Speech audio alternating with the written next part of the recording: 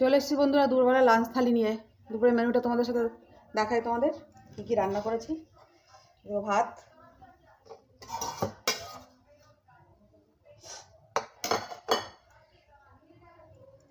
লঙ্কা,